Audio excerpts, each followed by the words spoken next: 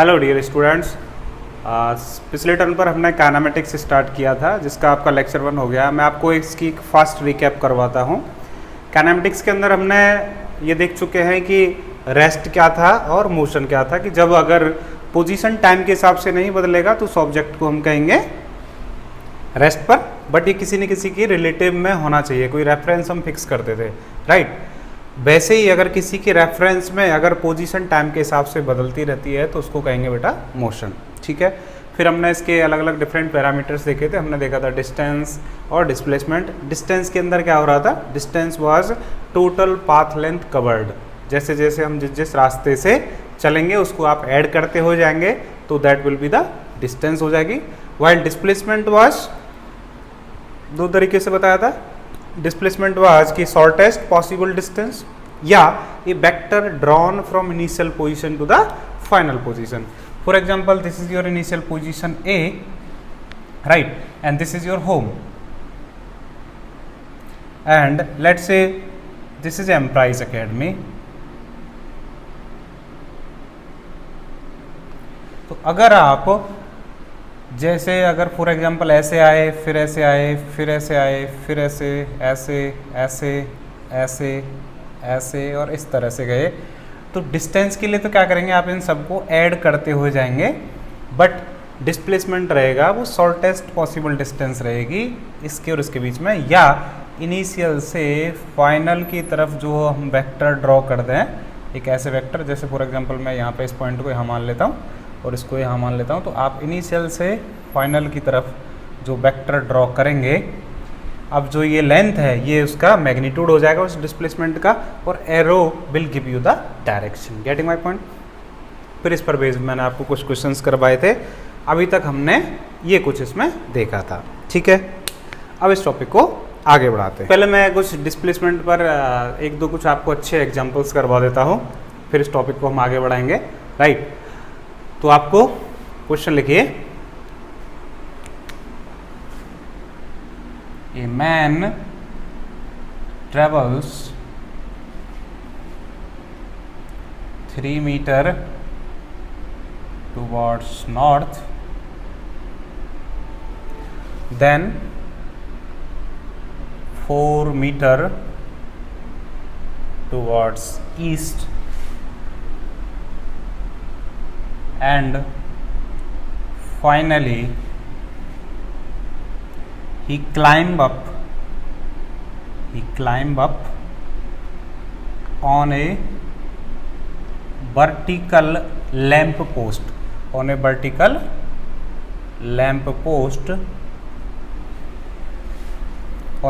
lamp post, 5 meter high. Then find displacement.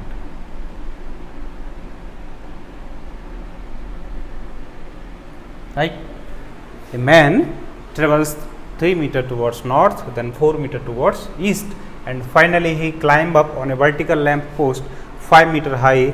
Then find the displacement. ये question आपको करना है। आप क्या करें बेटा, इसको वीडियो को पॉज कीजिए और जो आपने पिछले टर्म पर पढ़ा था उसकी बेसिस पर ना इस क्वेश्चन को सॉल्व करने की कोशिश कीजिए, फिर अपने क्वेश्चन को इसको अपने आप से क्रॉस चेक कीजिएगा, राइट। तो आई होप आप ऐसा कर रहे होंगे, फिर उसके बाद आप वापस आएंगे, मैं इसका आपको सॉल्यूशन बताता हूँ। तो मैंने आपको बताया था कि जब सबसे पहले ऐसे क्वेश्चन हों तो पहले तो ये फिक्स कीजिए कि किधर नॉर्थ है, किधर साउथ है, किधर ईस्ट है, किधर वेस्ट है, राइट। तो अगर आप इस क्वेश्चन को सॉल्व कर रहे होते तो आप कहते कि सर ये लेट से यहाँ से स्टार्ट हुआ था सर ये, और ये सर नॉर्थ है ऊपर। मैंने आपको इजीली याद करने के लिए बताया भी था कि नॉर्थ और साउथ तो सब जानते ही हैं, और घड़ी के डायरेक्शन में न्यू की स्पेलिंग आपको याद रखनी है, NEW। तो इधर आएगा न्यू NEW।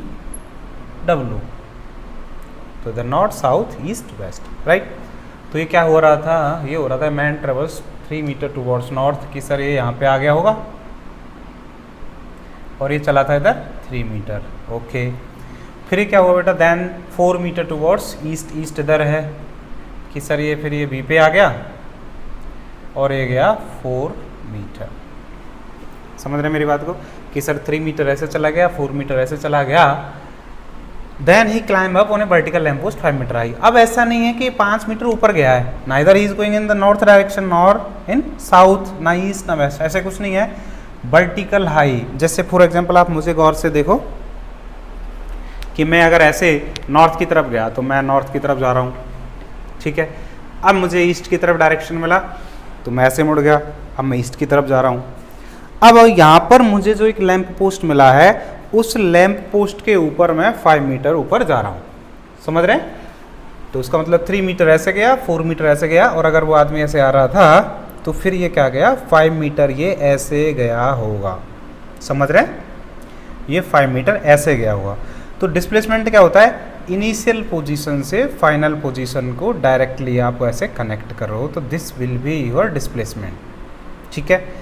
ये कैसे सॉल्व करेंगे कि सर अगेन ये ट्रायंगल बन रहा है, उस ट्रायंगल में ये मेरा एज ए क्या है, बेस है, और आप इसे जानते हैं, दिस पाइथागोरस में लगा देंगे √4² + 3², तो ये क्या आ जाएगा बेटा 5, कि सर ये 5 मीटर आ गया।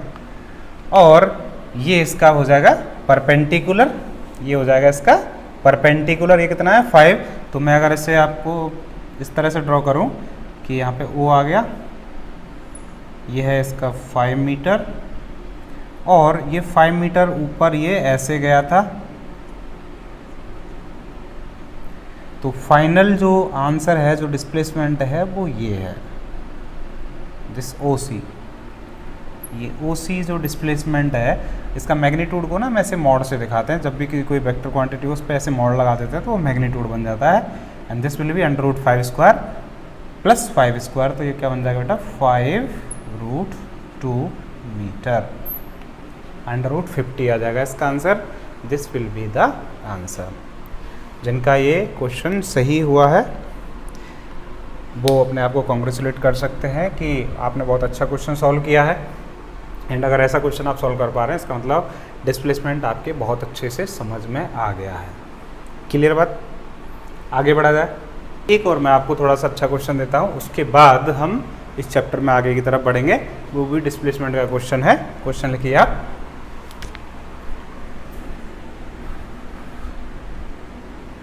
A wheel of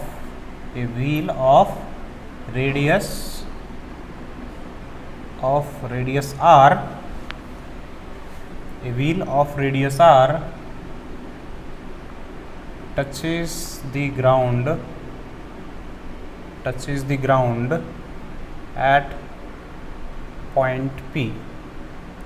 A wheel of radius r touches the ground at point P. If it completes the half revolution,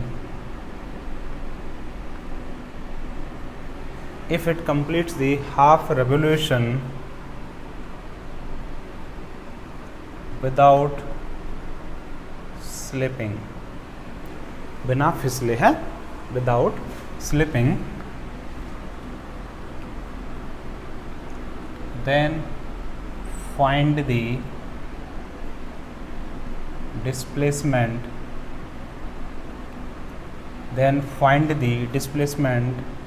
of point P। काफ़ी अच्छा क्वेश्चन है। एंड आई होप कि आप ये वीडियो जस्ट ऐसे arbitrary नहीं देख रहे हो कि आपने वीडियो चला दिया, आप बस कहानी के जैसे सुनते जा रहे हैं एंड देन दैट्स इट। ऐसा नहीं करना आपको जस्ट ऐसे इमेजिन करना है जैसे कि आप रियल एक फिजिकल क्लास में बैठे हुए हैं। आप अपने रजिस्टर नोट्स के साथ बैठा करें, जो भी मैंने क्वेश्चन लिखा है उसको आपको नोट करना था, then you try to solve it, ठीक है। गलत होगा ज़्यादा से ज़्यादा क्या होगा, आप उसे क्रॉस कर दीजिएगा और फिर वापस से देखेंगे। तो जब आप रिवाइज करेंगे then you come to know कि हाँ मैं किस तरह की कैसी मिस्टेक्स इसमें करता था। तो आई होप मेरी बात आप सुन रहे होंगे। हम आपको फिजिकली नहीं देख पा रहे हैं, आप यहाँ पर नहीं आ पा रहे हैं, ठीक है। तो मन में बहुत सारे डाउट्स रहते हैं। इसमें आप अपने पेरेंट्स से भी कंसल्ट कर सकते हैं, बट आपको बेटा थोड़ा सा हम जैसे गाइड कर रहे हैं ऑनलाइन, आपको वैसे अपनी चीज़ों को फॉलो करना है। शायद पॉसिबली जुलाई से आपकी फ़िज़िकल क्लासेस होने लग जाएं, ठीक है। तो तब तक अपने इस रिदम को बनाए रखना है। तो सबसे पहली बात, आपकी किसी भी सब्जेक्ट की क्लास हो, आपको नोट्स के साथ ही बैठना है और वो सारी चीज़ें उसी तरह से यहाँ पर नोट करनी है। क्लियर? अब इस क्वेश्चन को देखते हैं, आप इसको सॉल्व कर कीजिएगा, फिर इसको क्रॉस चेक करना। कुछ कर पा रहे हैं क्या आप? देखो, बहुत सौ के दिमाग में आ रहा होगा कि sir radius R, this is the ground at point B, half revolution, sir pi R इसका आंसर है। ठीक है, तो ऐसे कुछ जल्दबाजी नहीं करनी, आप पहले उसे ड्रॉ करने की कोशिश करो। पाई are most common silly mistake के थ्रू इसका आंसर आता है, आप नहीं, 99% स्टूडेंट इसमें ऐसा ही बताते हैं, राइट। तो मैंने क्या किया, ये व्हील है, ठीक बात, एंड ये ग्राउंड पर जो ये टच कर रहा था वो मैंने पॉइंट कह दिया P, और इसकी बेटा जो रेडियस है, दिस रेडियस इज R। ठीक है, अब आप सोचो कि जब ये व्हील कंप्लीट पूरा रोटेशन पूरा कर देता, जैसे आधे रोटेशन में ये पॉइंट P ऐसे आ जाएगा और बचे हुए आधे और उसका हाफ रोटेशन हो जाएगा तो ये वापस से नीचे आ जाएगा, तो फिर पॉइंट P कंप्लीट रेवोल्यूशन में यहाँ पर आ जाता, then you will be saying कि हाँ सर इसका जो डिस्प्लेसमेंट होगा वो हो जाएगा 2 पाई आर। बट बिना फिसले अगर ये गया है, देखो आप ऐसे मान लो, अगर जो पॉइंट P है वो ये वाला है नीचे का, तो अगर ये आधा चक्कर ऐसे पूरा करेगा, हाफ रेवोल्यूशन ऐसे करेगा, यूँ आएगा, तो फिर ये कहाँ पे आ जाएगा, पॉइंट यहाँ पे आ जाएगा, कुछ ये आगे भी बढ़ेगा और पॉइंट P इधर आ जाएगा। अगर मैं इसे ड्रॉ कर रहा हूँ तो क्या हो रहा है यहाँ पर कि सर ये व्हील ऐसे चलता आया चलता आया चलता आया, और सर ये यहाँ पर आ गया। ठीक बात, जब ये व्हील यहाँ पे आया है तो आधे चक्कर में पॉइंट P ऊपर होगा, so this was the initial position, this is the final position. Displacement क्या होता है, इनिशियल और फाइनल के बीच की डायरेक्ट डिस्टेंस। क्या हमारा जो आंसर है वो ये है?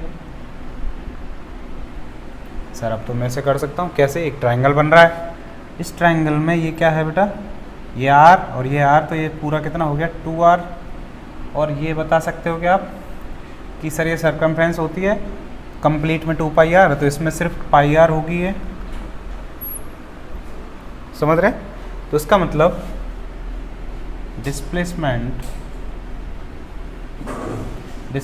Will be equal to, you will be saying कि अंडर रूट 2R का whole square plus pi R का भी होल स्क्वायर। इसे आप सॉल्व कर लेंगे, then you will be getting 4R square plus pi square R square. आप इसमें से R कॉमन ले सकते हैं, तो R बाहर आ जाएगा और अंडर रूट में रह जाएगा R under root 4 plus pi square. This will be your answer. ठीक है, अगर आपके समझ में नहीं आया हो तो इसको प्लीज़ वापस आइएगा, देखिएगा। अब जो मैंने आपको 2 क्वेश्चंस कराए हैं वो आपके समझ में आ रहे हैं, तो आपके 9th स्टैंडर्ड से आप कुछ भी कोई भी बुक उठा रहे होंगे, आप डिस्प्लेसमेंट वगैरह के सारे क्वेश्चंस डेफिनेटली कर पाएंगे। अगर कहीं भी नहीं हो ना तो आप व्हाट्सअप करके मुझे बताना कि सर मुझसे ये क्वेश्चन नहीं हुआ, आई लेट यू नो। ठीक है, आई एम 100% कन्फर्म। अगर आप पूरी दोनों लेक्चर्स की आपने क्लास ली है और मैंने आपको जिस तरह से समझाया आप उसे करेंगे तो आपसे सारे क्वेश्चन बनेंगे। ठीक है, आगे बढ़ें, आप इसे नोट कर लीजिएगा, मैं आगे बढ़ता हूँ। तो अभी हमने देखा कि हम सर डिस्टेंस समझ गए, डिस्प्लेसमेंट समझ गए। अब मैं अगला पैरामीटर उठाता हूँ, स्पीड। ठीक है बेटा, तो आगे हम आते हैं स्पीड के ऊपर।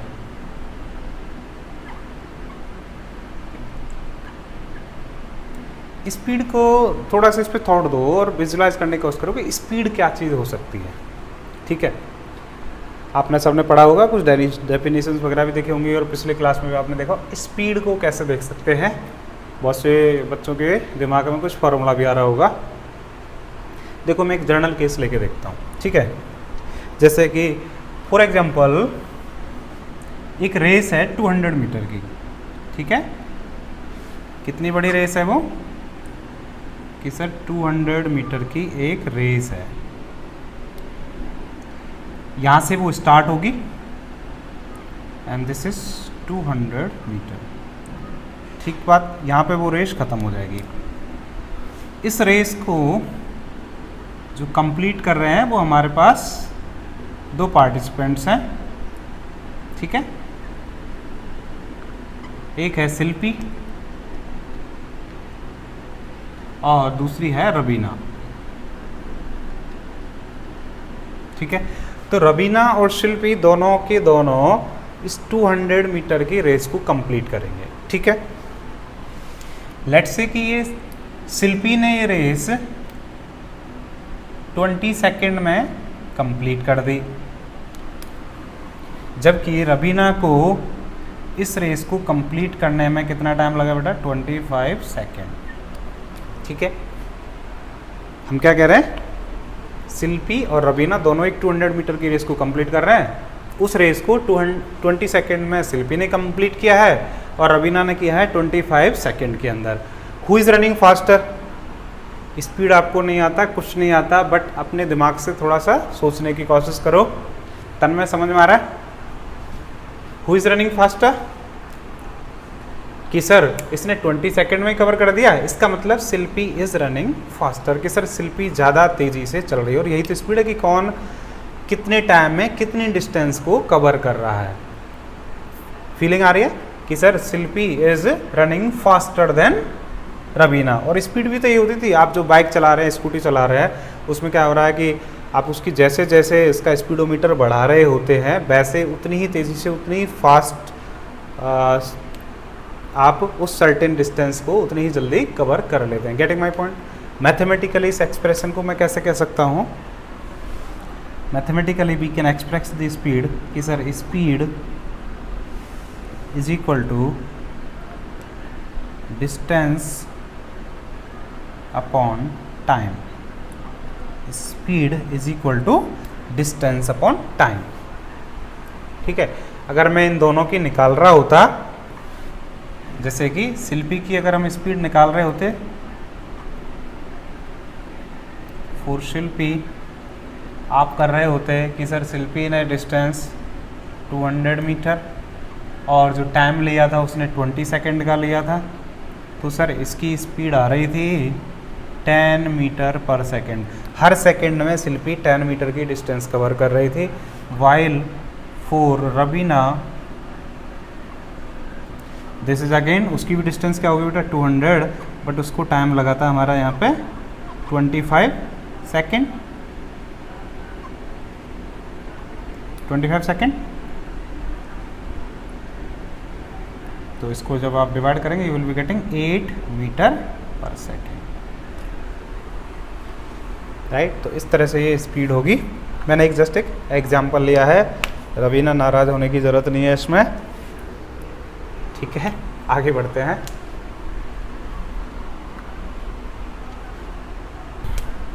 कि अच्छा सर हम समझ गए that speed is equal to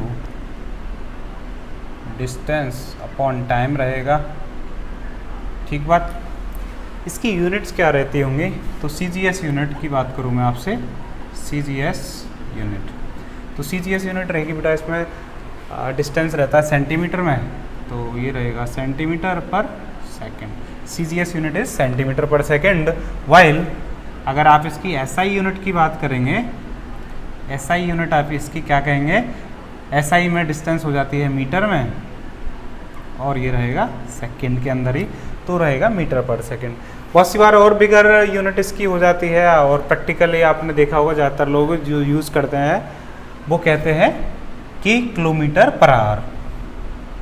अगर आपको आ जाए स्पीड किलोमीटर पर आवर के अंदर भी स्पीड आ सकती है, बिकॉज किलोमीटर भी आपका डिस्टेंस को रिप्रेजेंट कर रहा है और आवर आपका टाइम को रिप्रेजेंट कर रहा है। तो इसको फिर आपको कन्वर्ट करना आना चाहिए, आपको एक जैसी यूनिट्स में काम करना पड़ता है, ठीक है।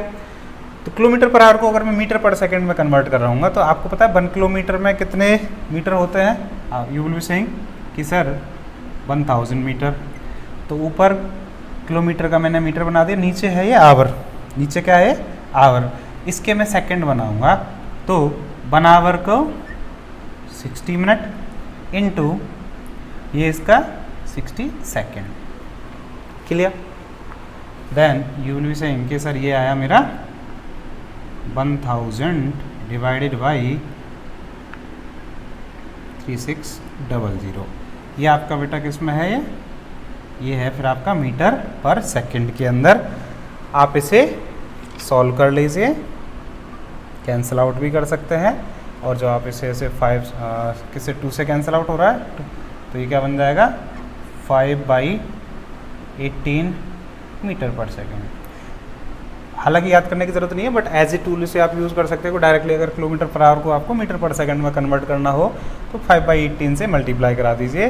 फॉर्मूला याद नहीं है, 5/18 याद नहीं है, तो फिर सीधे सीधे इस तरह से भी आप जा सकते हो। क्लियर है ये बात आपकी?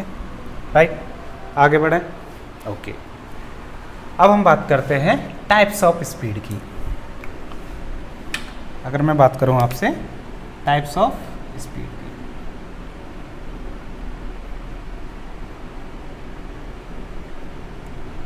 Types of speed, types of speed में पहला तो होता है हमारा यूनिफॉर्म स्पीड, यूनिफॉर्म स्पीड। दूसरा रहेगा हमारा नॉन यूनिफॉर्म स्पीड,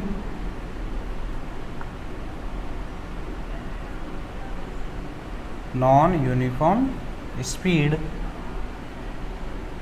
थर्ड रहेगा हमारा, और वैसे आपकी जो सिलेबस में है वो सिर्फ 3 तक ही दिया हुआ है, और वो रहेगा हमारा एवरेज स्पीड।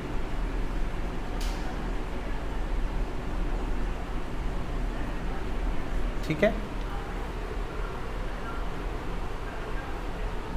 एक और होता है फोर्थ, उसको बोलते हैं हम इंस्टेंटेनियस स्पीड, जिसको हम ऐसे दिखाते हैं BINST।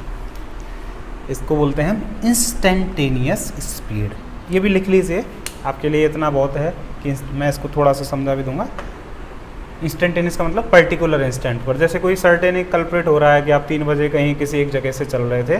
फॉर एग्जाम्पल आप 3 o'clock पर आप अपने घर से निकले and at 4 o'clock you are reaching at Emprise academy. ठीक है, तो आपसे कोई कह रहा हो कि what was your speed at 3:30, तो एक पर्टिकुलर टाइम या किसी उस पाथ पर, जैसे कि एक कंप्लीट आपका घर जैसे गोवर्धन रोड पर है और आप भूतेश्वर पर आ रहे थे, तो बीच में अगर जैसे हम कहें कि गोवर्धन चौराहे पर, मतलब उस पाथ पर एग्जैक्टली आपकी स्पीड क्या थी।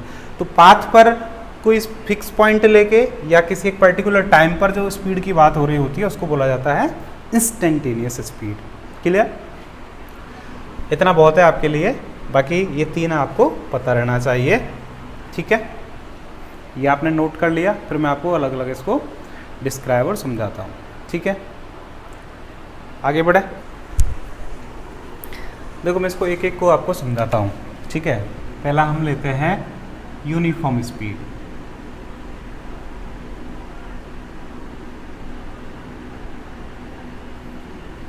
यूनिफॉर्म स्पीड, इसका बेटा एक और नाम होता है, आप चाहें तो उसको भी देख सकते हैं, या फिर मैं इसको कह दूं कांस्टेंट स्पीड। यूनिफॉर्म या कांस्टेंट स्पीड। ठीक है, यूनिफॉर्म स्पीड से मतलब है कि वो स्पीड बदलनी ही नहीं चाहिए। ठीक है, वो फिक्स रहे। जैसे आप यहां से स्टार्ट हुए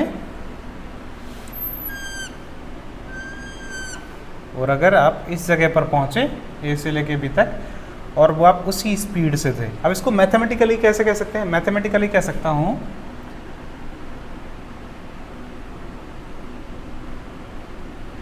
मैथमेटिकली आप कह सकते हैं when particle covers equal distances in equal time interval. For example जैसे ये 10 मीटर के डिस्टेंस थे,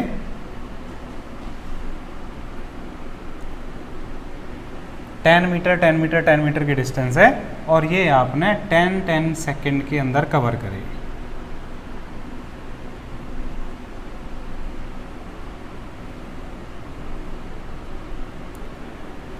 टेन सेकेंड के अंदर आपने ये कवर की है। इसका मतलब आपकी स्पीड क्या है? स्पीड यहाँ से यहाँ तक क्या कर निकालोगे तो distance upon time 1 metre per second, 1 metre per second, 1 metre per second, 1 metre per second. Throughout इस कंप्लीट जर्नी में you are moving with the speed of 1 metre per second, right. तो इसको आप कैसे लिख सकते हैं, अगर स्कूल में अगर कोई आपसे पूछ लेगा तो यूनिफॉर्म स्पीड को कैसे लिखाएंगे। आप नोट कर लीजिए, मैं बोलता हूँ। When particle covers equal distances in equal time interval, when particle covers equal distances in equal time interval,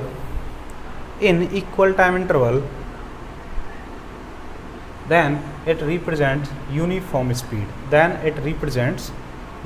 speed, ठीक बात। Third one is non uniform speed, second is non uniform speed.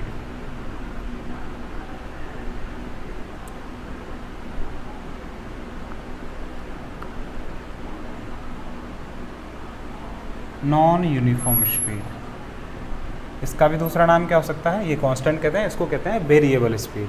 आप चाहें तो ब्रैकेट में उसको mention कर सकते हो, वेरिएबल स्पीड मतलब बदलती रहे, मतलब इक्वल डिस्टेंसेज इक्वल डिस्टेंसेज में अनइक्वल टाइम आ रहा हो या इक्वल टाइम में अनइक्वल डिस्टेंसेज आ रही हो, तो वो क्या किस चीज़ को रिप्रेजेंट करेगा, क्योंकि एक तरीके से वो रटना गलत हो जाएगा। अगर मैं कह दूं कि सिर्फ डिस्टेंस को फिक्स कर दिया मैंने, ज़रूरी नहीं है आप डिस्टेंस को फिक्स कर लीजिए, तो अगर टाइम अनइक्वल आ रहा हो या टाइम को आप फिक्स कर दें और डिस्टेंस अनइक्वल आ रही है, दोनों ही केसेस में आपकी स्पीड क्या रहेगी बेटा, speed will be variable speed या नॉन यूनिफॉर्म स्पीड।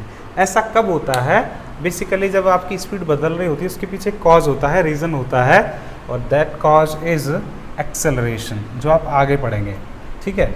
तो स्पीड बदलती ही एक्सेलरेशन की वजह से है, और एक्सेलरेशन किस वजह से आता है, एक्सेलरेशन आता है फोर्स की वजह से, मतलब जब एक फोर्स प्रेजेंट होगा मोशन में, उस फोर्स की वजह से एक्सेलरेशन आएगा, और एक्सेलरेशन की वजह से आपकी there will be a change in the speed. You getting my point. तो नॉन यूनिफॉर्म स्पीड के अंदर आप मेंशन कर लीजिए, मैं लिखा देता हूँ आपको। when particle covers unequal distances, unequal distances in equal time interval, then it represents non-uniform speed, clear।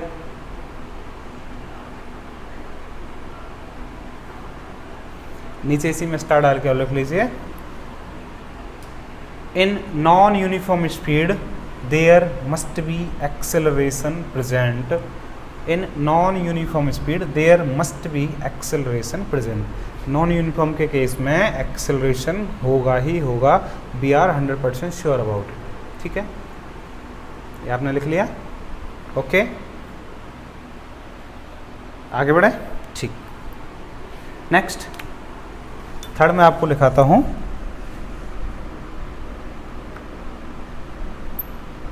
Average speed.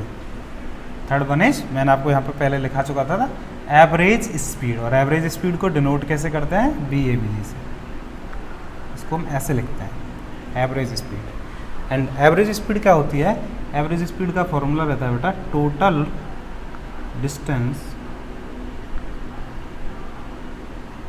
Distance upon, आपको देखना चाहिए मेरे हिसाब से, total distance upon total time.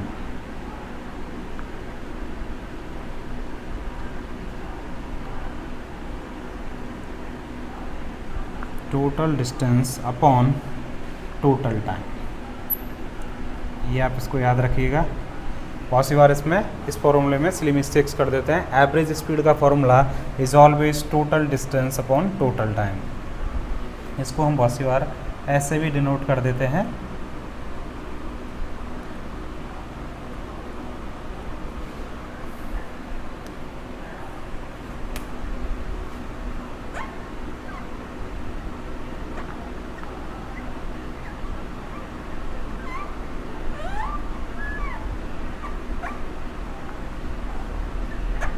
ये जो डेल्टा होता है बड़े चेंज को दिखाता है, total distance upon total time, ठीक है।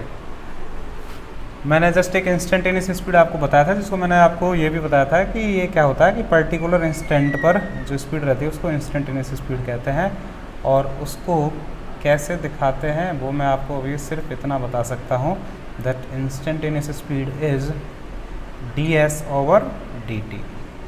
सिर्फ आप इतना याद रख लीजिए। इसमें बेटा क्या होता है, ये ds/dt इसको कहते हैं हम डिफ्रेंसिएशन। बहुत स्मॉल चेंजेस ऑफ डिस्टेंस में वो स्मॉल चेंज इन टाइम के हिसाब से, ठीक है, ये बड़े चेंज को दिखाता है, ये स्मॉल चेंज को दिखाता है। ये आप 11th-12th में जब डिफ्रेंसिएशन पढ़ेंगे तो आपको ये चीज़ समझ में आएगी, ठीक है। बट आप नोटेशन मैंने आपको बता दिया, ये भी उसी तरह से चेंज ही है, s/t है, लेकिन ये डेल्टा है, यहाँ पर ये d है, ds/dt। क्लियर?